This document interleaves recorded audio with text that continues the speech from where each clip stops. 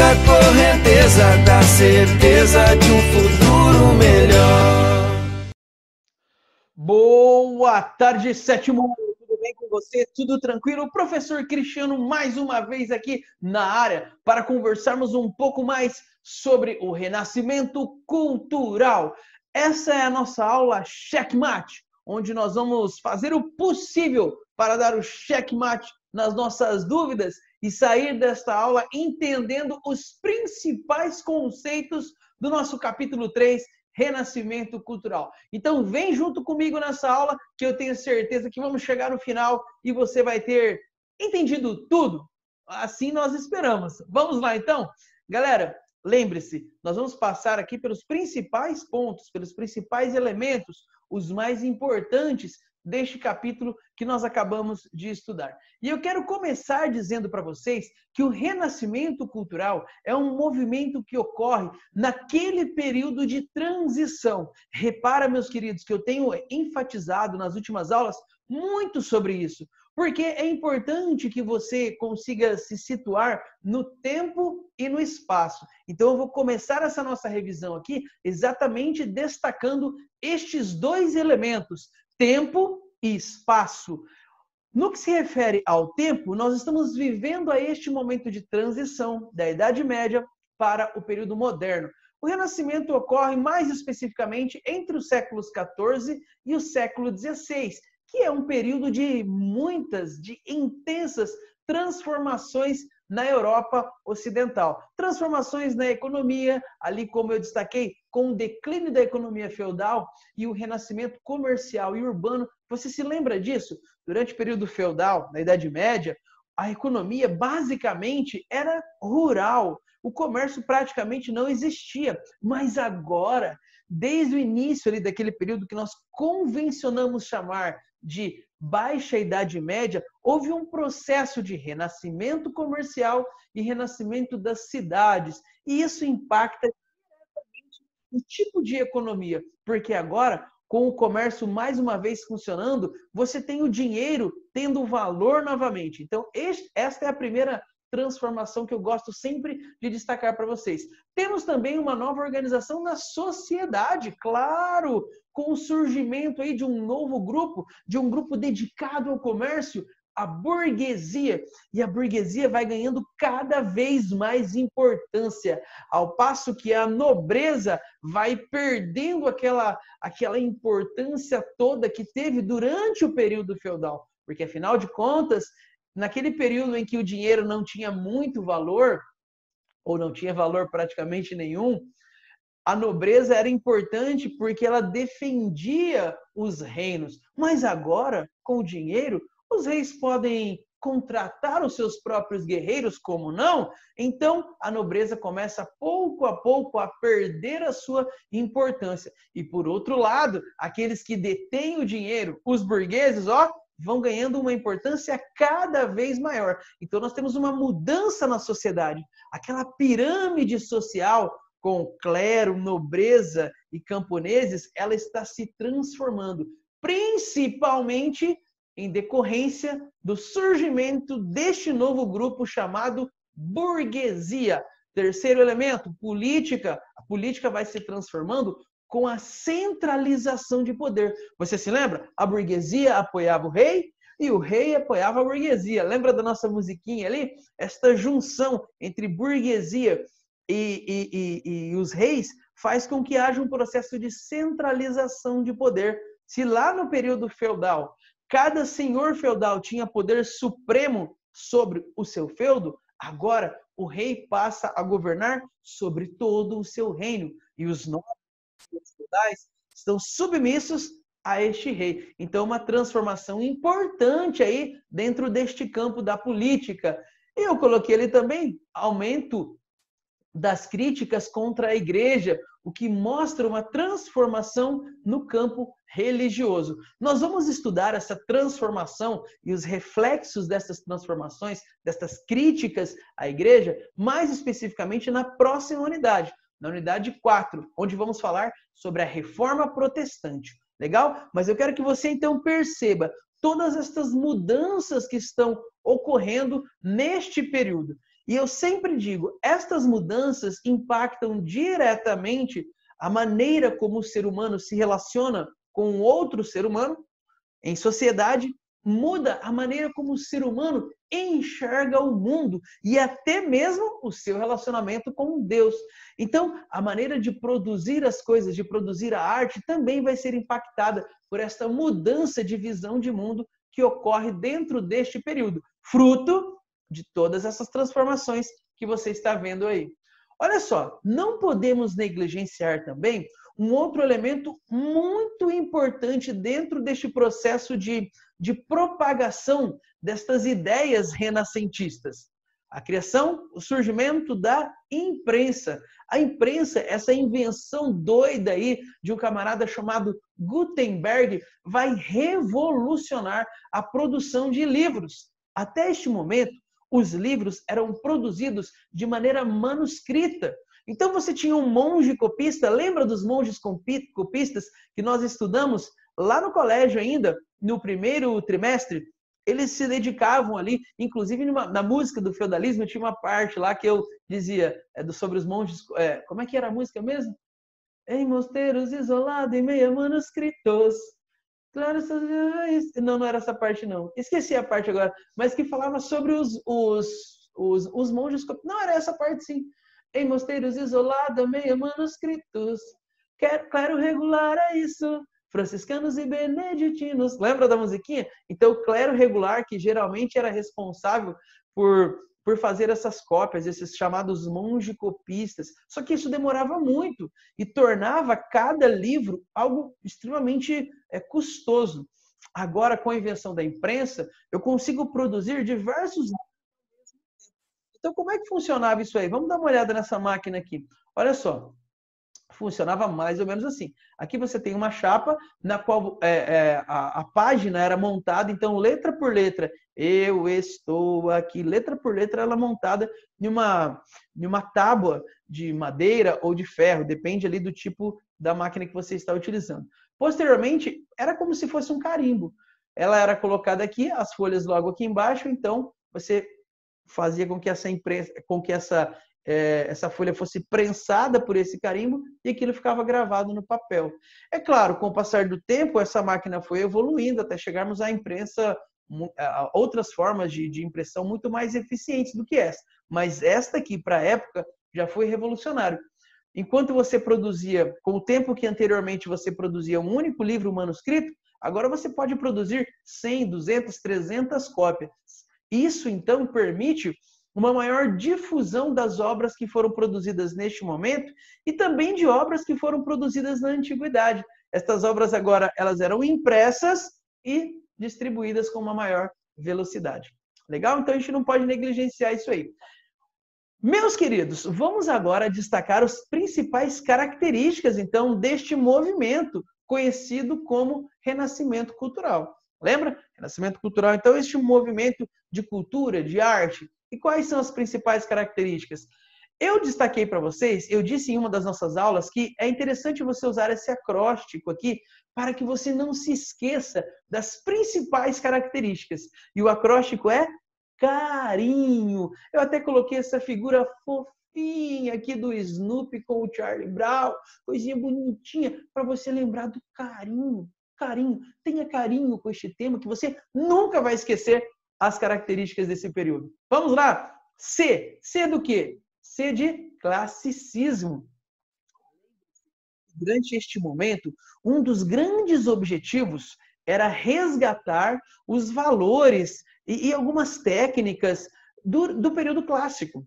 Grécia e Roma, daquele período que você estudou lá no 6º ano, Grécia e Roma. Então, aquele ideal de beleza, aquele ideal de arte, alguns valores daquele período também passam a ser resgatados neste momento. Então, eu diria que o classicismo talvez seja a principal característica deste movimento conhecido como Renascimento Cultural. E é exatamente por isso que é chamado de Renascimento, porque essas características elas foram muito marcantes lá no período da Antiguidade Clássica, foram deixadas de lado durante o período medieval e agora estão sendo retomadas.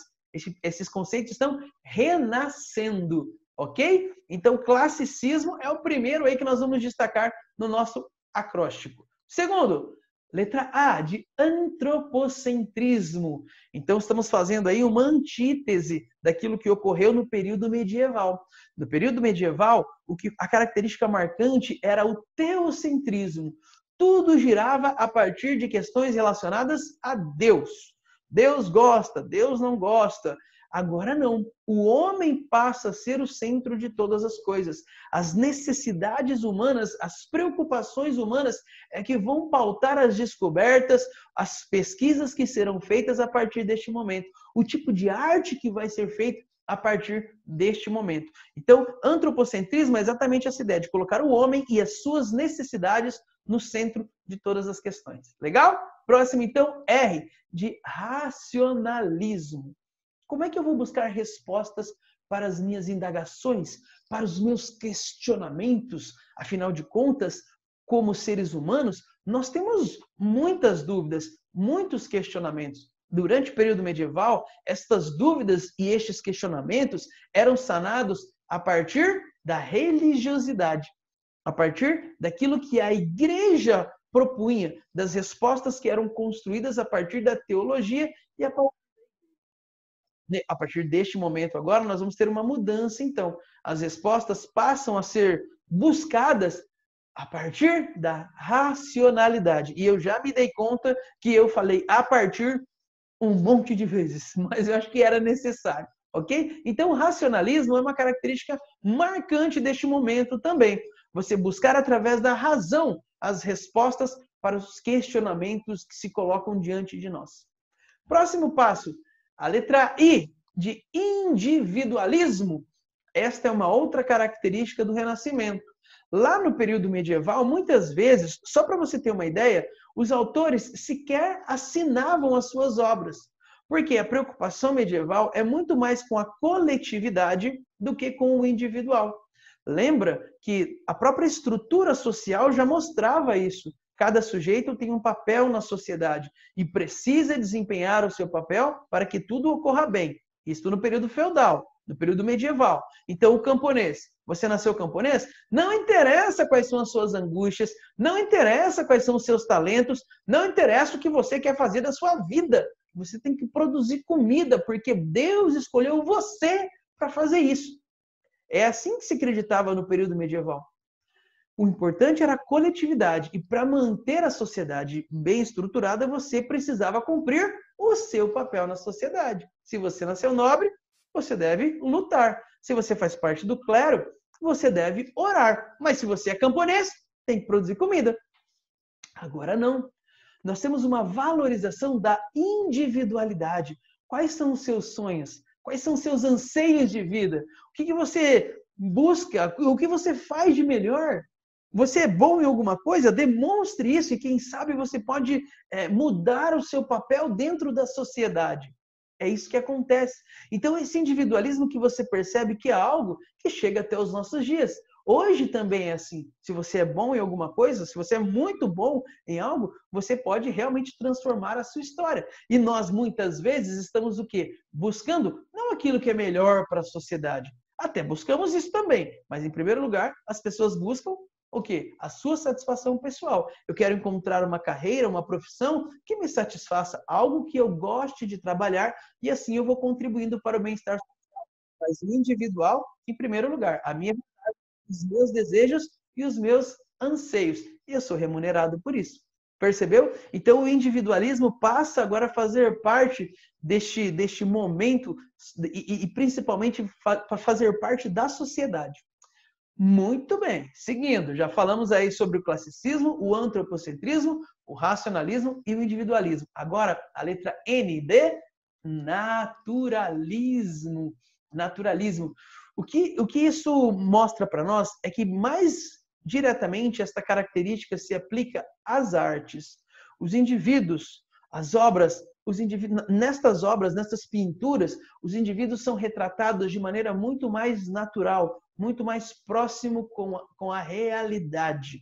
Então, este é o naturalismo. É uma outra característica, principalmente das pinturas, mas também da literatura. O homem é retratado de uma maneira mais próxima daquilo que de fato ele é. A escultura, as esculturas também apresentam isso de maneira muito clara. Então, esta característica, naturalismo. Letra H, humanismo. Gente, essa é uma característica bem importante, você não pode esquecer. O humanismo significa você valorizar a produção humana, aquilo que os seres humanos produzem. O conhecimento humano, a arte humana, a sua capacidade. É neste momento do Renascimento que começa a surgir aquela ideia do gênio. Inclusive, isso aqui está diretamente ligado com o individualismo, valorização do indivíduo. Então, alguém que faz alguma coisa incrível é considerado um gênio. E esse gênio, muitas vezes, começa a ser bem remunerado por aquilo que ele produz. Então, o humanismo é exatamente isso. Você valorizar o conhecimento produzido, você valorizar a arte produzida, você valorizar aquilo que o homem, aquilo que o ser humano consegue produzir. Humanismo. Legal? E por último, para completar o nosso acróstico ali, uma outra característica bem interessante deste momento também é o otimismo, com que se olha para frente com as possibilidades de desenvolvimento humano e, consequentemente, também da sociedade. Características, fácil, não é? Haja com carinho que você vai conseguir lembrar das características. Seguindo em frente, onde começa o Renascimento? Qual é o berço do Renascimento? Península Itálica. Península Itálica. E eu separei aqui para vocês, olha só, destaquei aqui mais uma vez esse mapa, porque eu quero que isso fique bem claro para você. Não existe um país chamado Itália neste momento. Nós temos o quê? A Península Itálica. E aqui na Península Itálica, nós temos diversos reinos, diversas cidades que são independentes e muitas cidades, elas entram em conflito umas com as outras. Não existe um paísão grandão. O país que você conhece hoje, chamado Itália, ele vai surgir apenas no final do século XIX. Nós vamos ter um processo de unificação de todos esses reinos e aí surge um único reino chamado Itália. Mas vai demorar ainda. Neste momento aqui, o que você existe é exatamente, o que você consegue perceber aqui, o que existe é uma infinidade de pequenas repúblicas. República de Veneza, República de Savoia, República de Gênova e algumas cidades, ok? Porque a Itália, então, essa Península Itálica é o centro do local, o centro do surgimento do renascimento cultural. Eu destaquei alguns elementos aqui importantes. Olha só, primeiro, a Península Itálica é um importante centro comercial. Então, neste centro comercial, você tem uma circulação intensa de dinheiro, que é importante, né, para o financiamento das artes. Você tem essa circulação de dinheiro, mas você tem também uma circulação intensa de pessoas e, consequentemente, de ideias. Então, as ideias começam a circular de maneira mais intensa em regiões onde você tem um comércio mais desenvolvido. Aquelas regiões que permaneciam ainda um pouco mais feudais, você não tem o recebimento de muitas pessoas, elas vão manter aquela estrutura durante um bom tempo. Mas onde você tem uma circulação de pessoas, consequentemente, você tem também circulação de ideias. Segundo ponto importante, a herança cultural romana. Se nós estamos falando que durante o período do Renascimento cultural, uma das características mais importantes é exatamente o classicismo, o resgate dessa herança cultural, cara, a Península Itálica é o centro ali daquilo que foi outrora o Império Romano. Então você tem muitas obras, você tem obras de arquitetura, você tem esculturas, muita coisa que ficou ali que reflete e que nos lembra da grandiosidade do Império Romano. Então essa herança cultural, ela é muito forte e é muito presente também, favorece para que esse renascimento surja nesta região. Outro ponto importante, uma burguesia enriquecida. Lembra que eu disse para vocês? Você só vai se dedicar às artes, você só vai conseguir de fato valorizar as artes a partir do momento em que as suas necessidades básicas foram atendidas. Então, se você não tem fome, se você não tem sede, se você tem um local relativamente confortável e seguro para dormir, para descansar, a partir desse momento, então, você começa a dar vazão a outros sentimentos da humanidade. Eu não estou dizendo que a pessoa que não tem o que comer, que não tem um lugar seguro para estar, que ela não tem esses sentimentos dentro de si. É claro que tem, mas ela não consegue dar vazão a esse tipo de sentimento. Essa não é a maior preocupação, porque, afinal de contas, existem outras preocupações mais urgentes. preocupação com a segurança, preocupação com a alimentação. Estas preocupações foram atendidas, o ser humano começa a dar vazão a outras possibilidades. E é aí que a arte começa a florescer. E na Península Itálica, você tem um grupo de comerciantes extremamente ricos e que começam agora a patrocinar os artistas. Com o objetivo, então, é claro, de retratar a beleza do lugar, de tornar, de repente, as cidades mais belas. Eu sempre destaco aqui ao fundo a Catedral Santa Maria del Fiore, que fica em Florença. Qual é o objetivo de gastar uma fortuna para se construir uma catedral como essa? É claro, mostrar poder, no caso da igreja, mostrar poder, grandiosidade, e praticamente, galera, é uma forma de você exteriorizar a sua riqueza, criando um ambiente mais belo, que, claro, vai trazer um bem-estar muito maior. É muito mais gostoso você estar em um lugar bonito do que estar em um lugar feio, não é? Então, essa é uma das consequências. Essa burguesia enriquecida, então, estará patrocinando estes artistas. E essa burguesia, esses patrocinadores, vão ser conhecidos neste período como mecenas. E não se esqueça, a igreja também é uma das maiores mecenas deste período do Renascimento cultural. Fechou? Então você já sabe quais são os fatores. Olha só, se eu perguntar num quiz, se eu perguntar aí, quem sabe na nossa atividade diagnóstica, quais são os fatores que fazem com que a Itália seja o berço do Renascimento cultural, ou melhor, a Península Itálica seja o berço do Renascimento cultural, você já sabe responder. 3 elementos que eu destaquei aí para você. Inovações técnicas. Vamos falar de algumas inovações que surgem neste momento, então? A primeira que eu destaquei aqui é a perspectiva. Lembra quando nós vimos ali o vídeo sobre o Brunelleschi, que foi o cara que conseguiu construir essa cúpula maravilhosa aqui da Catedral de Florença? O Brunelleschi, entre outras coisas, além de ter criado um monte de equipamento para conseguir executar essa cúpula aqui, incrível, mas ele desenvolveu algumas técnicas bem interessantes. E uma delas é a técnica de perspectiva. Então, olha só, destaquei aqui para vocês. Nesta primeira imagem, você tem a técnica de perspectiva com a utilização de um ponto de fuga. Ponto de fuga é esse pontinho. Repara que todas as linhas do desenho convergem para este pontinho aqui. Dessa forma, usando essas guias que você está percebendo aqui, nós conseguimos criar um desenho com noção de profundidade.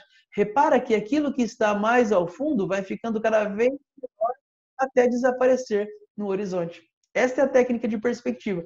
Este outro desenho que eu coloquei aqui, nós temos também a utilização da técnica perspectiva, mas aqui com 2 pontos de fuga. Olha só, e você cria então essa noção aqui olhando para os 2 lados. Legal? Então, gente, essa técnica perspectiva foi revolucionária. Por quê? Permitiu criar desenhos com noção de 3D, de 3 dimensões, altura, largura, né, e profundidade também.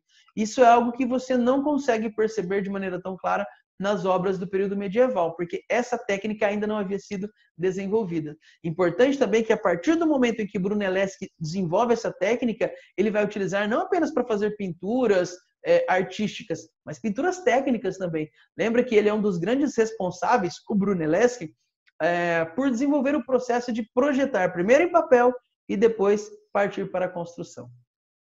Perspectiva, primeira técnica desenvolvida durante esse período. Importante. E é claro, galera, você consegue ter tempo para desenvolver, para buscar técnicas quando você tem pessoas que estão patrocinando isso. Pessoas que querem construir, no caso do Brunelleschi, pessoas que querem construir grandes edificações, então ele começa a buscar soluções para alcançar o objetivo. Então tem alguém pagando por isso. Legal? Outro ponto importante aí também, o desenvolvimento da tinta a óleo. E a tinta a óleo, ela demora mais para secar, permitindo ao pintor criar aqui este contraste de luz e sombra, porque ele consegue trabalhar na pintura com diversas camadas. E essa aqui talvez seja uma das obras mais, se não a mais icônica do nosso mundo ocidental, a Mona Lisa, pintada pelo Leonardo da Vinci. Aqui você consegue perceber claramente esse jogo de luz e sombras, que é possível graças à utilização da tinta a óleo, e também dá para perceber a noção de profundidade que ele utiliza aqui. Além desse olhar enigmático que a Mona Lisa tem para conosco. Ó, vem para cá, ela está olhando para mim.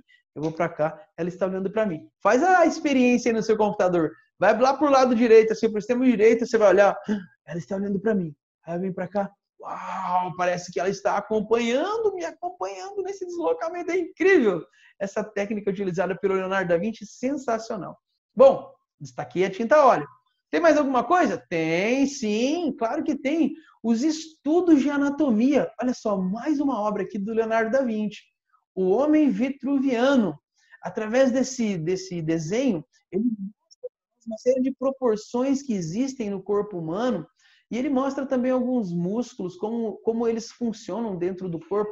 Então, essa preocupação em trabalhar até mesmo com cadáveres para descobrir a musculatura, os tendões e assim conseguir retratar o corpo humano de maneira mais real possível. Lembrando, eu sempre gosto de destacar isso, que estes desenhos, eles são importantes do ponto de vista artístico? Claro que são, mas são importantes também porque nesta época o desenvolvimento científico ele é possível graças às pesquisas que são feitas, mas não existe fotografia. Então, tudo aquilo que vai ser retratado é retratado a partir de pinturas e de desenhos. Então, a partir do momento que eu tenho essa nova técnica, essa preocupação aí em estudar a anatomia, eu, consequentemente, estou promovendo também um desenvolvimento da medicina. Está percebendo como é que as coisas começam a se entrelaçar? Meus queridos, não se esqueça, a Península Itálica ali é berço de uma série de grandes nomes. Além do Leonardo da Vinci, que eu destaquei aqui para você, além do Brunelleschi também, Michelangelo, Donatello, Rafael Sanzio. Por falar em Rafael Sanzio, essa é a grande obra do Rafael Sanzio, a Escola de Atenas. E ó, só para não passar batido, eu quero que você se lembre.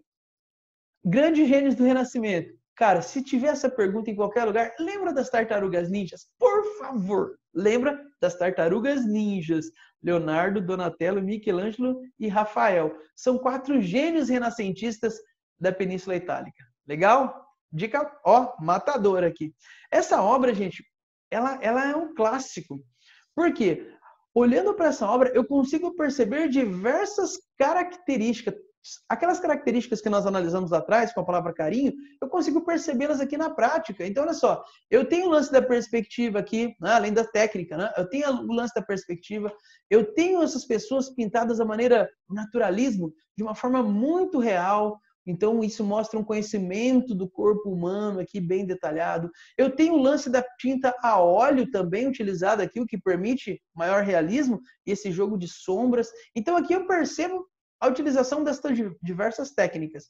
Mas eu percebo também o classicismo. Por quê? Todos esses personagens retratados nessa obra são personagens da antiguidade clássica. São filósofos, são matemáticos, são grandes pensadores, principalmente do período clássico, Grécia e Roma. Por exemplo, aqui ao centro eu tenho Platão e Aristóteles. Platão apontando para cima e Aristóteles apontando para baixo. Por que será? Isso aqui vai demorar um pouquinho para você entender um pouco mais. Não é relevante para agora. Mas lá no ensino médio, provavelmente o professor de filosofia vai te mostrar esse quadro.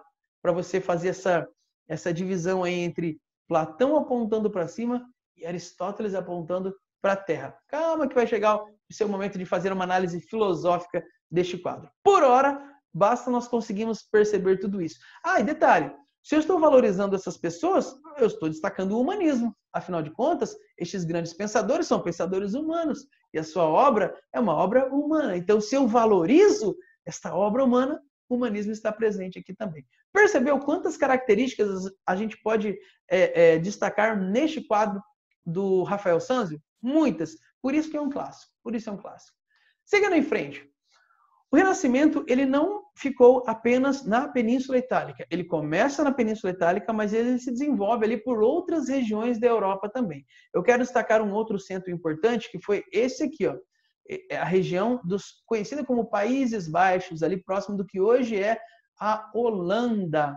Okay? Essa região aqui também tinha uma burguesia bastante enriquecida e por conta disso você tem um desenvolvimento bem interessante de elementos artísticos aqui nessa região. Tá? É importante destacar que talvez uma pequena diferença do que acontece na Península Itálica, os pintores da região ali dos Países Baixos, eles se debruçam muito mais sobre o cotidiano do que basicamente sobre elementos relacionados à questão religiosa.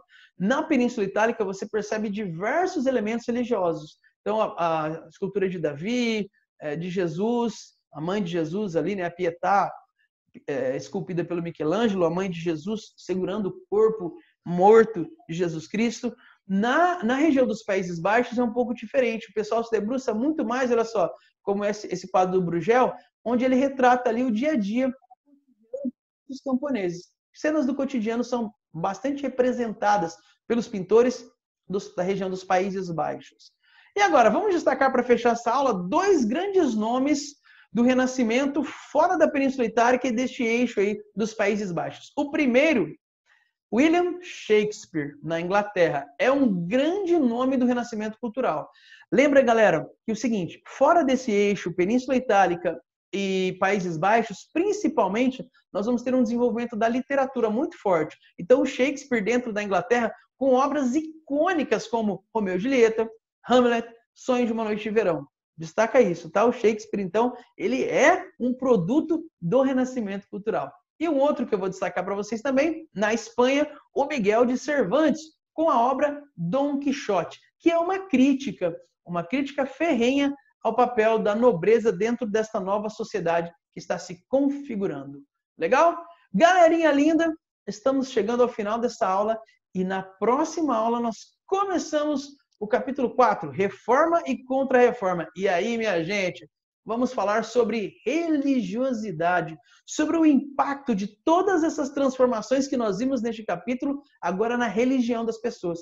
É o momento do surgimento das chamadas igrejas evangélicas, uma divisão, porque até este momento, a igreja cristã, ela basicamente é a igreja católica, principalmente no mundo ocidental. É isso. E agora nós vamos ter o surgimento, então, das igrejas protestantes, que vão dar origem às igrejas evangélicas. E aí, você é católico ou evangélico? Próxima aula a gente conversa um pouquinho mais sobre a nossa religiosidade. Beleza? Grande beijo no seu coração e eu te espero lá. Tchau! Novos mares, horizontes, aonde quer chegar. O que quiser, tudo alcança, basta acreditar. Novos tempos de mudança, com o pé no chão. Mergulhando nos estudos, acha a solução. O amanhã não é um mistério pra quem leva a sério. Siga a correnteza da certeza de um futuro melhor.